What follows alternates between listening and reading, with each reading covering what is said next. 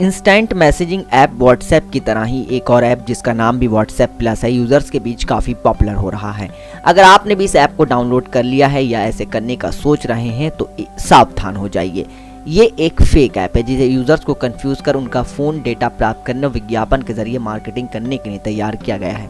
दरअसल ये पहली बार नहीं है जब व्हाट्सएप के जैसा फेक ऐप हो। प्ले स्टोर पर व्हाट्सएप के जैसे कई फेक ऐप्स मौजूद हैं जो फ़ोन में डाउनलोड होने पर यूजर्स का डेटा थर्ड पार्टी ऐप्स तक पहुंचा देते हैं। व्हाट्सएप प्लस ऐप बड़ी संख्या में एंड्रॉइड यूजर्स द्वारा डाउनलोड किया जा रहा है। हालांकि ये ऐप नहीं अनऑफिशियल मॉडिफाइड एपीके है। इस ऐप को एक लिंक के जरिए डाउनलोड और इंस्टॉल किया जाता है। डाउनलोड करते समय यूजर्स के पास एग्री और कंटिन्यू पर क्लिक करने का ऑप्शन आता है। इसे डाउनलोड करने के बाद यूजर्स का डेटा थर्ड पार्टी के साथ शेयर किया जा सकता है। इस ऐप के अपडेट के लिए आपको थर्ड पार्टी की वेबसाइट पर जाना होगा। ऐसा करने पर आपका डेटा और पर्सनल मैसेज बार बार रिस्क में होंगे। इसके अलावा आपके फोन में मैलवेयर भी हमला कर सकते हैं क्योंकि इस तरह के फेक ऐप्स में वायरस और मैलवेयर होता है। साल 2015 में व्हाट्सएप कंपनी ने व्हाट्सएप प्लस यूज करने वाले कई सारे लोगों को ब्लॉक कर देता है। ऐसे में इस ऐप से दूरी बनाकर रखना ही यूजर्स के लिए बेहतर है।